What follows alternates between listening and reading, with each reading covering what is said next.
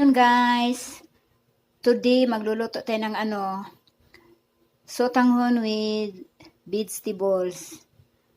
Ang mga ingredients, garlic, onion, cabbage, oyster sauce, soy sauce, black pepper with salt, at saka cooking oil.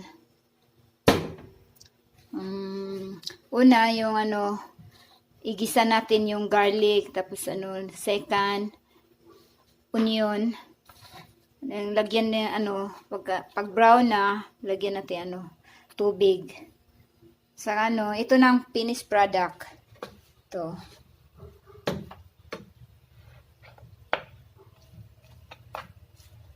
Natin para hindi